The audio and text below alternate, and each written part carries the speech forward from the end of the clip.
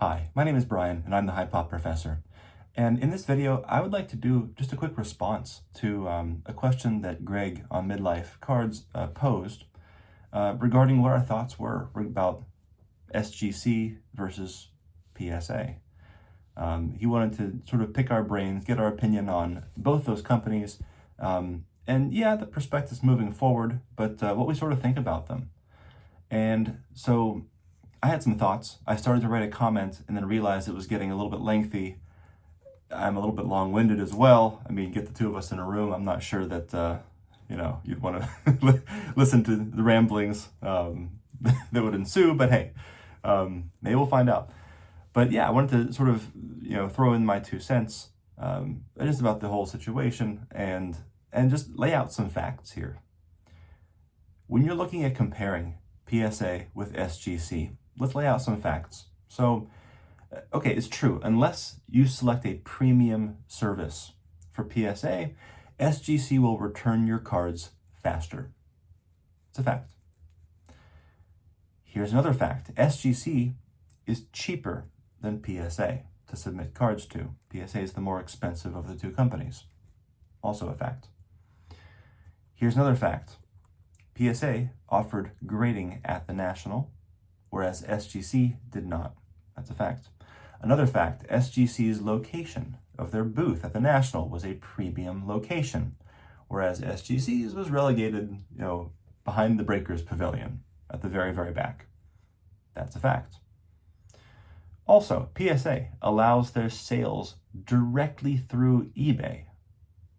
SGC does not offer this premium service. PSA offers to grade your cards through ComC directly. SGC does not. PSA allows you to grade cards through GameStop submissions. SGC does not. PSA authenticates autographs.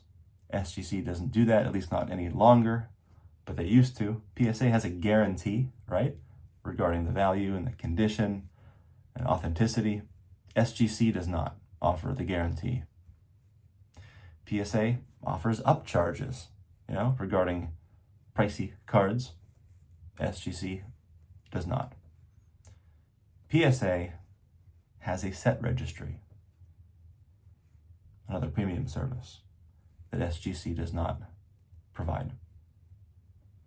So what does this mean? Well, looking at these facts, considering they're both under the collector's umbrella, looking at these facts, it's just stating the obvious here that SGC just offers fewer services for less money. So the way I look at this is that here's an analogy for you, right? So PSA is to SGC just as back in the day, Beckett, BGS, is to BCCG. Yeah. We have the same service, you're grading cards, except for one is the premium service and the other is the off-brand. Okay, so PSA is the Kellogg's Rice Krispies, whereas SGC is the Great Value brand crisped rice cereal. That's what we're talking about here. So I believe that Collectors is intentionally keeping SGC the inferior service by only offering premium services to PSA. That's what I believe. And I believe the reason they do that, I think that they're targeting a different audience, a different demographic.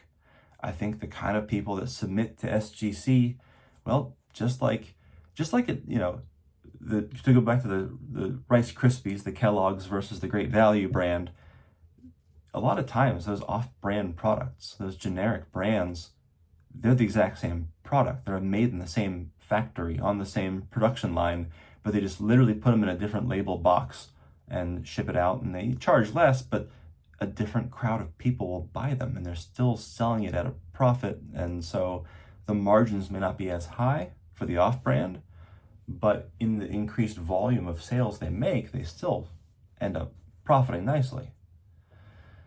So that's, I think, why they're doing it.